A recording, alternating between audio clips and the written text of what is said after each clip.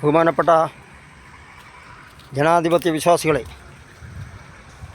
കേരളത്തിൽ നേരത്തെ ഇന്ത്യ രാജ്യത്ത് മൊത്തം നേരത്തെ 2015 വരെ 420 രൂപയാണ് ഗ്യാസിൻ്റെ വില. ഇപ്പം എന്താ വില?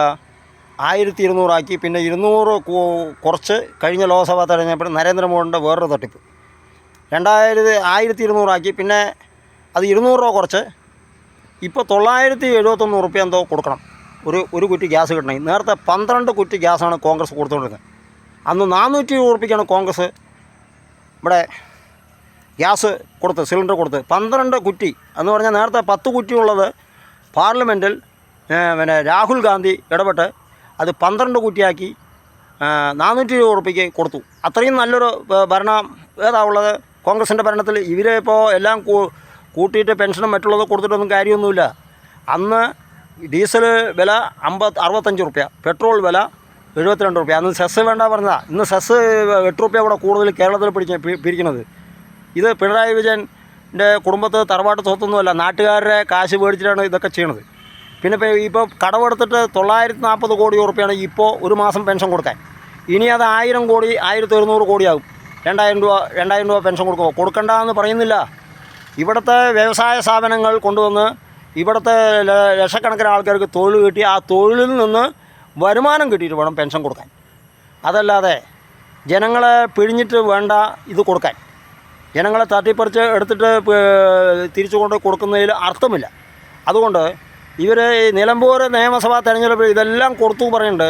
കൊടുത്തവർ ആശാ വർക്കർമാരടക്കം കോൺഗ്രസ്സിന് വേണ്ടിയിട്ടാണ് വർക്ക് ചെയ്ത്. ആരെയാണ് ഷൗക്കത്ത് 11,000 വോട്ട് ജയിച്ചിട്ടുണ്ട്. അപ്പോൾ വൻ ഭൂരിപക്ഷത്തിൽ 100 സീറ്റ് മേടിച്ച് കോൺഗ്രസ് അധികാരത്തിൽ വരും. ഒരു തർക്കവും വേണ്ട. ഇവരെ തട്ടിപ്പ് ഈ 10 വർഷം പറയാത്ത കാര്യങ്ങൾ ഇപ്പോൾ വന്ന് പറഞ്ഞിട്ട് കാര്യമൊന്നുമില്ല. CPI ഇടഞ്ഞു നിൽക്കുമ്പോൾ അതിനൊരു മറുമരുന്നാണ് ഇപ്പോൾ കാണിച്ചിരിക്കുന്നത്. ഇപ്പോൾ ഇവർക്ക് കയ്യിൽ നിന്ന് നഷ്ടമൊന്നുമില്ല. പിണറായി വിജയൻ്റെ മകനും മകളും മരുമകനും എല്ലാം നന്നായി കോടിക്കണക്കിന് ഉറുപ്പിയുണ്ടാക്കി വിദേശത്ത് കമ്പനികളൊക്കെ ഉണ്ട്. അതുകൊണ്ട് ജനങ്ങൾ ഇതെല്ലാം മനസ്സിലാക്കണം. 10 മുഖ്യമന്ത്രിമാർ ഭരിച്ച് ഒരാളെയും കുറ്റം പറയാനില്ല.